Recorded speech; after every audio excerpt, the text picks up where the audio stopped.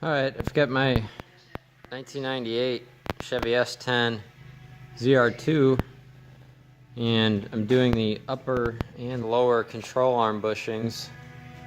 I'm also doing the upper and lower ball joints, and the bumpers here.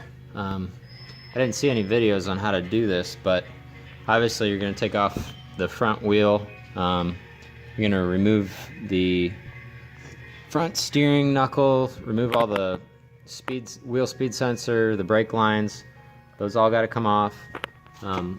Loosen up the torsion bar. We're actually able to undo the bushings with the torsion bar attached, and then pull it off, and then pull the lower control arm off the torsion bar. So we actually didn't have to take the torsion bar off. The upper is a little bit simpler. You got to remove the shock, get that out of there to get these bolts moved in. But we've got the new bushings in this arm now. Working on the driver's side right now. Show you the bushings. So here's the driver's side. We got the bushings out. Got to put the new ball joint in there. And then here's the lower one. Still got the old bushings in. And how we got these bushings out is pretty much just dent them in a little bit and then punch them out with a chisel. Kind of pain in the ass. You can also use a press. We're using a press to put the new ones back in. And I did not see any ZR2 specific bushings, so I was a little worried.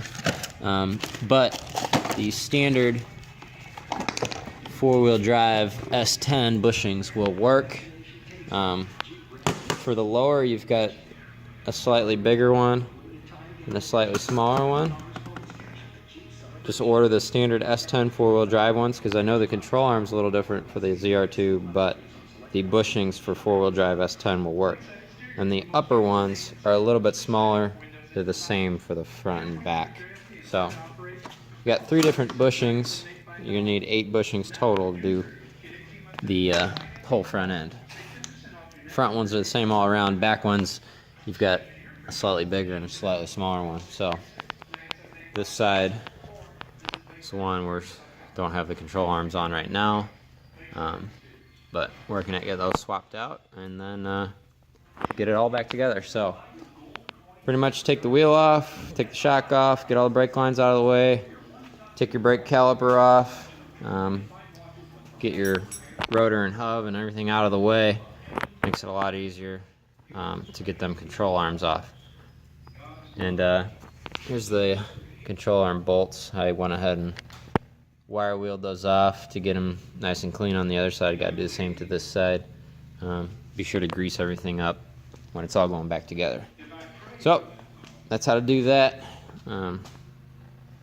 Good luck. It's a big job, but my bushings were so bad I couldn't get an alignment anymore, and it went past safety inspection. So getting it all done. Hopefully a one-day job.